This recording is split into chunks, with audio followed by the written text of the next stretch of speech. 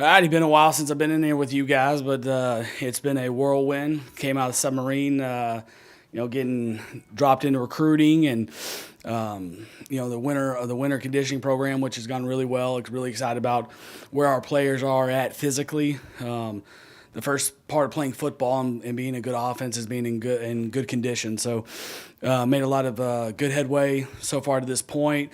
Day one of spring ball was really well. The most exciting thing for us was no turnovers in day one. Had a couple explosive plays that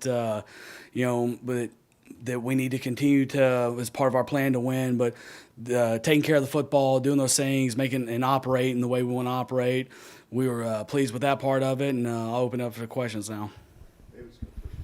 How's it going, Dowell? Good. How are you? Not bad. I was wondering, kind of a long-form question here, but you guys have some depth problems at running back right now. While you're trying to install your offense and really create what you want to do, how difficult is it to do that knowing that you don't have much at the running back? Do you have to kind of table some of what you want to do until you can maybe hit the transfer portal again? Well, those are your words, not mine. I've never said we had a depth issue at running back or, it's obviously we got a group of guys in there that are not as experienced as what was here last year, which is part of the part of the college football world we live in now, and we need to develop the guys we have on our roster. And our expectations for those guys is they come in and play well and fulfill their role.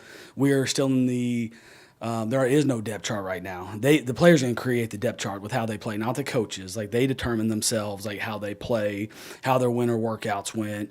How they pick up on a new offense and a new system, and there's some unknowns for sure. I would say it's a position of unknown right now. Sometimes there's people that you don't expect to play to the level that they're capable of. Our job right now is to figure out what they do well and put them in that situation as many times as we can. And someone needs to step up because there is not a known starter or not a known returning starter. So that's how I would see that position.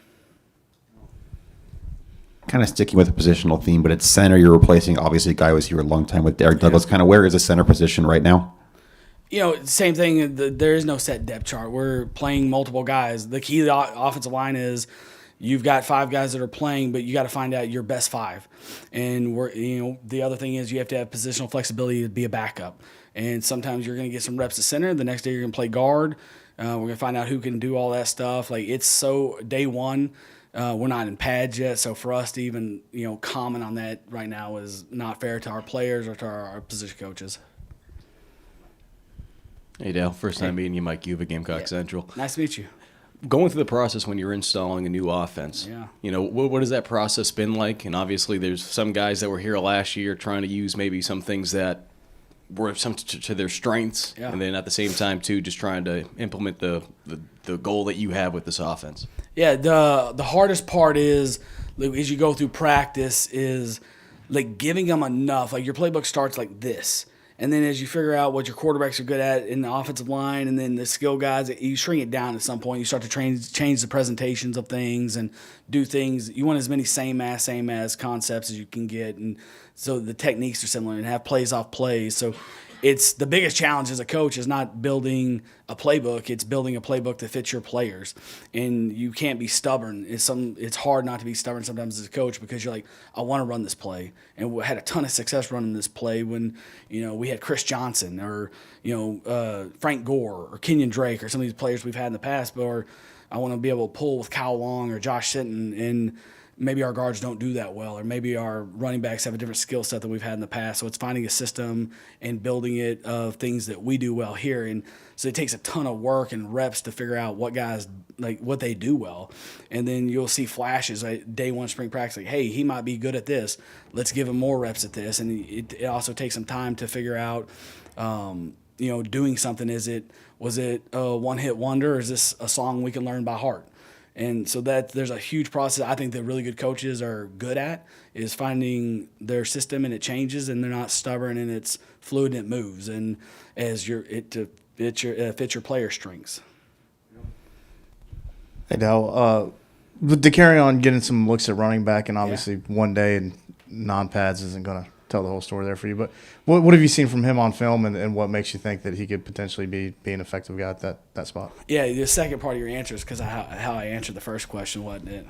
Yeah, but no, DK is a guy you got to see his ball carry a little bit in the running, in the when he ran Wildcat stuff, and he has a history of being a high school quarterback. And I was able to be at a couple bowl practices, and in the bowl game he did some of that stuff. And he's got tape on it.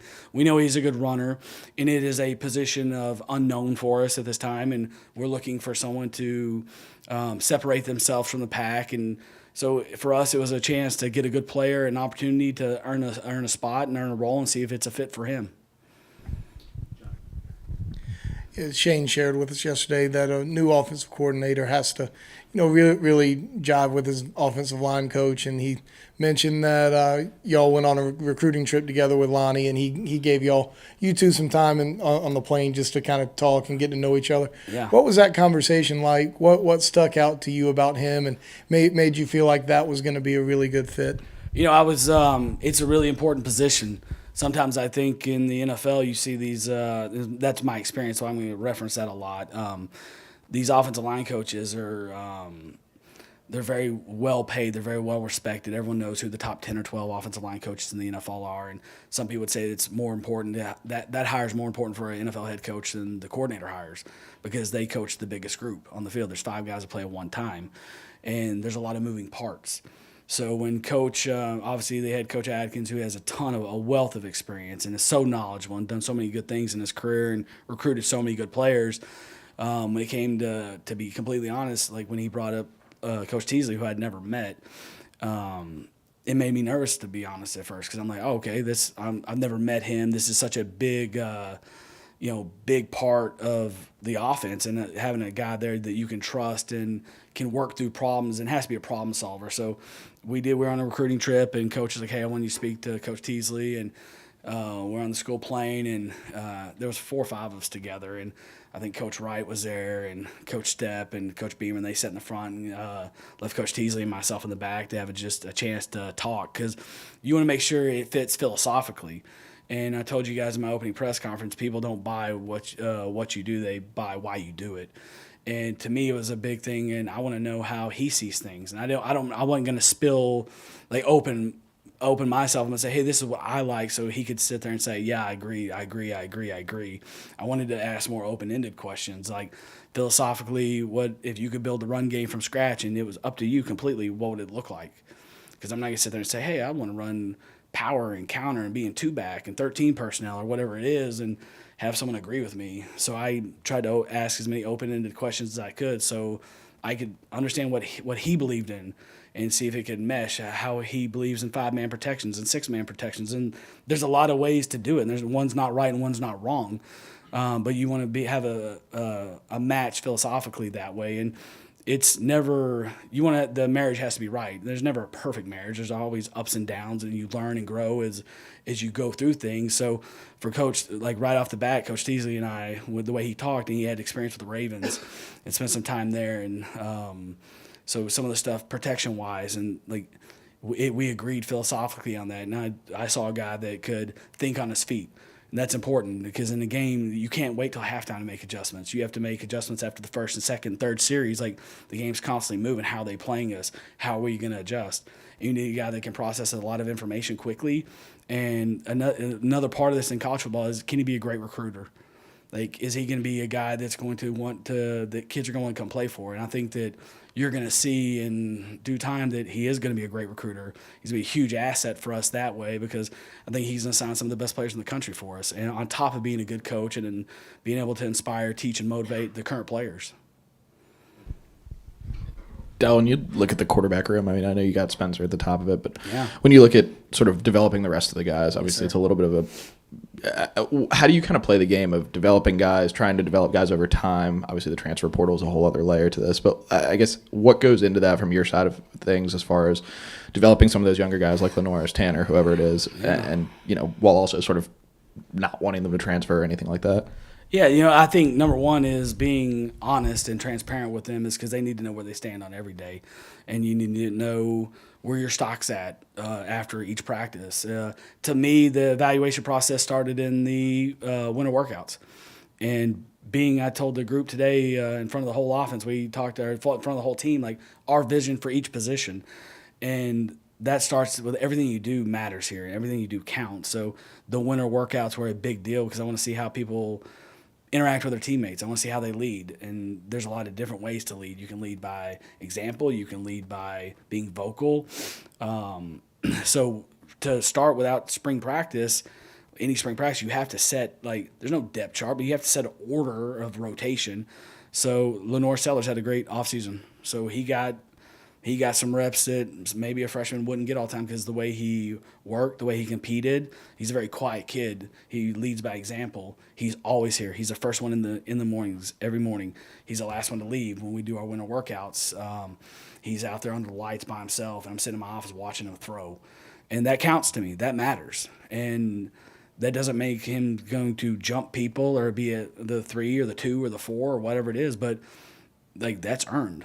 And so when you do that, like, everything's earned. Well, you worked your butt off in the offseason. So this is how we're going to start the rotation. You got to go play. And when the ball snapped, we put the ball down. It's 11 on 11, 7 on 7. You got to make good decisions, play with timing, and have accuracy. But that's where it starts. So to me, that's where the process started. It will continue to go every day. It will be fluid. And we've told them there is no depth chart. There will be interchange. We hope it's fair, but you also control what's fair with how you work and how you prepare and how you compete. So it's a very fluid thing. I wish we had more reps.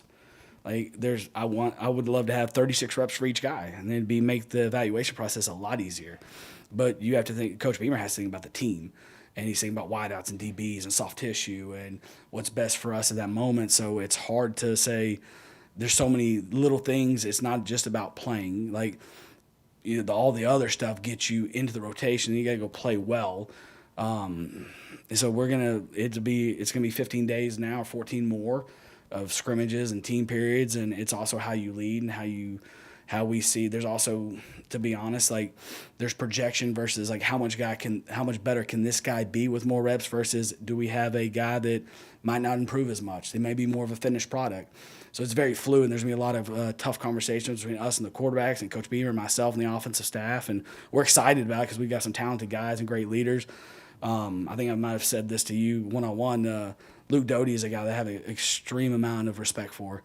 I love him as a player. I love him as a coach. He's a guy you want to coach. He's a leader.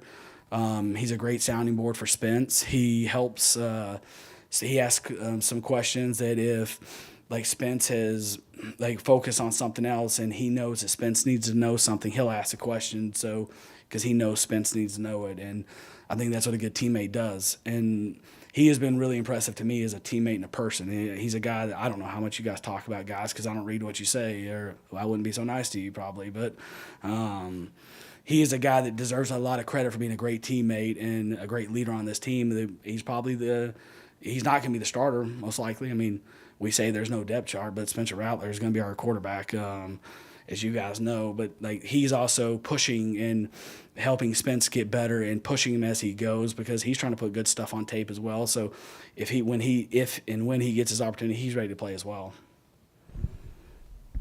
With that tight end room basically starting from scratch this season, first, how helpful has it been to you to have Trey, who's kind of a familiar face in there, and just how do you manage 8 guys who are all brand new to this with you? It's Emily, right? Yes. Okay, Emily. It's a good question because it is very helpful for Trey to be here because there are some things from Arkansas terminology-wise that get carried over. And to have another guy in a room of a bunch of new faces, it does help because I can say, hey, Trey, remember the Texas A&M play? Oh, yeah, okay, got it. And he can also be standing on the side talking to a quarterback about a route, or he's got a tremendous amount of experience. He's played a lot of games. He's only 21 years old. But that helps if you're a good teammate too and you want to help bring along young guys and new transfers. And he's done an exceptional job that way. He's extremely unselfish. He wants the ball. He's a former receiver, so don't ever he's a great, well-spoken kid, but he wants the ball as well. And but he's done a great job with all those guys in the room being the leader, kind of in a room that's very inexperienced here. Trey's played a lot of football, just like Josh and Nick and some of these other guys. So he's done a nice job for us that way. And it's the same with the quarterback room. We have a room that when I first got here, we had Nate Atkins, and wow, I was impressed with him as a kid and a leader. And I wish we could have got a 7th COVID year from him because he's a special, special kid and a special person. He's going to do well in life, if not the NFL. When he's done playing, he's going to kick butt in life. His mom and dad did a great job with him. But to have a room like that, it is a new room, but it's also a veteran room. And those veterans are going to pull those young kids along, and we got the right type of character in the young kids.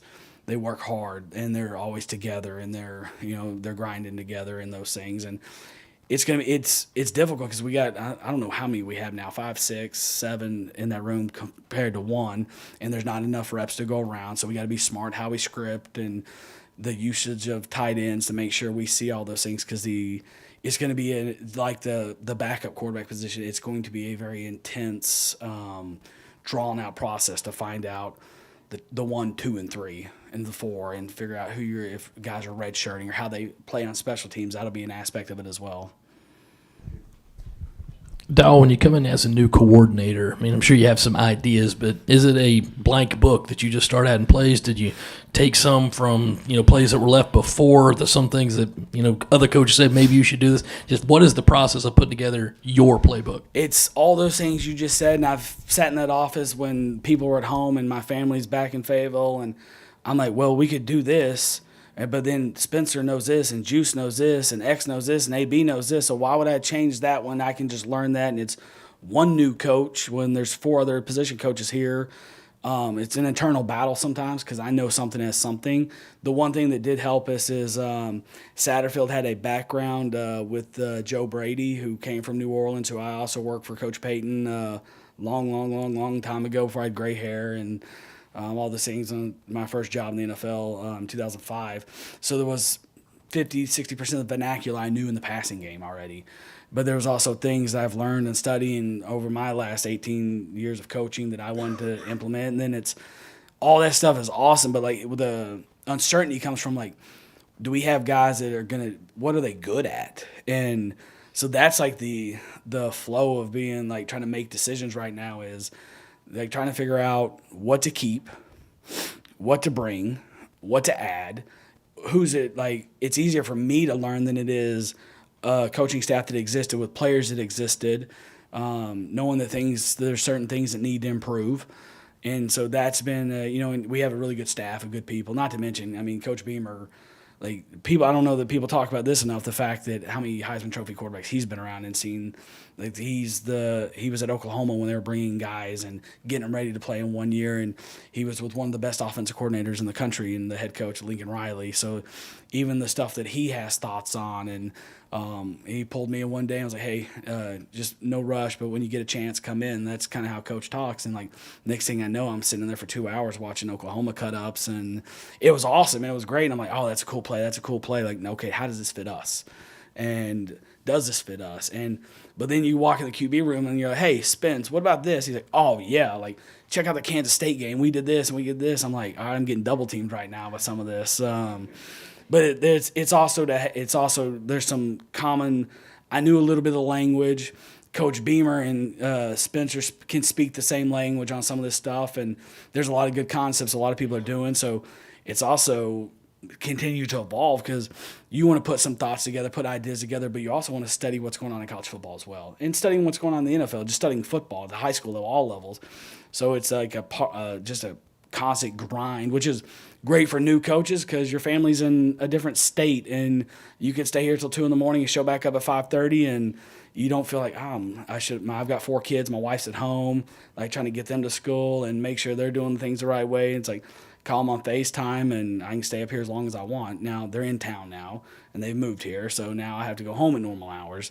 So I'm balancing that too. It's I should be there, and when I'm at home, I'm thinking about the question you just asked, what fits, how are we going to win, what's Spence good at, what are our running backs good at, and it's a constant pull that way in this position, but it's a position that I'm excited about and got a lot of good people in the building. It's not just me. We got a lot of good guys on the staff, and I got a head coach that's probably doesn't get talked to. Everyone thinks it's Beamer ball, it's special teams. Coach has been around a lot of successful offenses as well, which has been a great resource for me as well. Because when I got here, I knew one person in the building. I knew Coach Beamer, and I'd had a little relationship with Justice Stepp because he coached at Arkansas. Last question, Kind of backtracking a little bit since we last saw you, but Beamer talked a lot about how involved you were with Nicholas Harbor in that recruiting, and we know you were. Can you share a little bit about that process and how big it was for you to land a recruiting win like that so early? Yeah, it was. I had a conversation one time with Coach Musselman at Arkansas, who's a good friend and a colleague that I asked a lot of questions to when I was there. Spent a lot of time with him, picking his brain. I asked him one time, I go, and he's obviously a great recruiter and done a great job with the basketball program there. But I said, hey, his background was similar to mine. He spent a lot of time in professional sports and come back to college. And I said, does it matter? He said, absolutely it matters. And I said, why does it matter? Are you more worried about the stars versus evaluation? Like, just tell me your philosophy on it. And he said, the way you get the next 5 stars, you got to sign one.